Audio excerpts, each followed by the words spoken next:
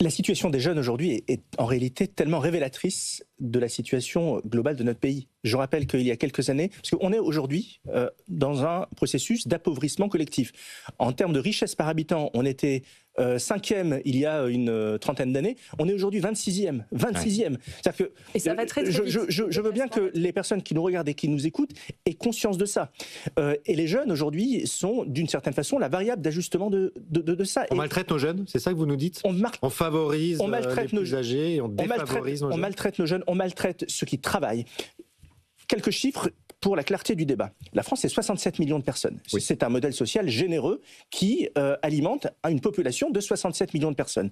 Vous avez 22 millions de Français qui travaillent dans le privé, c'est-à-dire qui produisent pour alimenter, pour financer ce modèle social de 66 millions de personnes. Il n'y a pas besoin d'avoir fait de très grandes études de mathématiques pour comprendre qu'il y a un déséquilibre. Ouais. Quand vous avez 22 millions de personnes qui produisent et qui créent de la richesse pour financer un modèle social de 67 millions de personnes, ça ne peut pas tourner éternellement.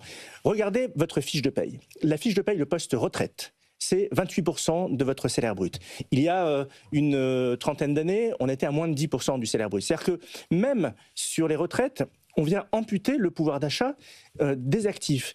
Et donc aujourd'hui, nous sommes là dans un scénario où nous sommes en train de faire de la France un pays de rentiers, un pays qui regarde le passé, qui s'accroche à des vieilles lunes. Et d'ailleurs, le simple fait que nous ayons aujourd'hui encore un débat sur les réformes des retraites, alors que le monde entier est en train de parler de la super-intelligence et de l'avenir du monde, est tellement révélateur de l'impasse dans laquelle nous sommes aujourd'hui. Changer d'état d'esprit, changer de cette passion que nous avons pour la protection, pour aller vers le risque. Aujourd'hui, on a fait de la France une société de la protection à outrance.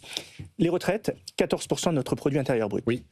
Il y a 2 40 points de ans, plus qu'à la moyenne européenne. 2 points de plus. Il y a 40 ans, c'était 7% du produit intérieur brut. L'éducation nationale, aujourd'hui, 7% du produit intérieur brut. Il y a 40 ans, 7% du produit intérieur brut. Donc on voit bien, à travers ces chiffres, les choix qui sont faits collectivement par nous tous, citoyens, à travers les personnes que nous avons élues. On ne peut pas à ce point sacrifier. Et quand je vous dis que l'éducation, 7% de notre produit intérieur brut, je vous renvoie aux travaux de Jean-Pascal Beaufret qui démontrent que dans le budget de l'éducation nationale, vous avez 25% qui sont là pour financer les retraites des agents de l'éducation nationale. De sorte que quand vous regardez le budget, l'évolution du budget de l'éducation depuis ces dernières années, il augmente en valeur absolue, mais si vous faites le retraitement et que vous enlevez les retraites, le budget de l'éducation nationale en France baisse. Et l'investissement par élève baisse. Comment voulez-vous embrasser la plus grande révolution de l'histoire de l'humanité qui est devant nous à travers la biogénétique, l'IA, etc., qui va nécessiter de faire des générations d'ingénieurs et de mathématiciens? Comment vous voulez affronter cette révolution en abaissant le niveau de manière assumée? Ce n'est pas possible. C'est suicidaire. C'est suicidaire.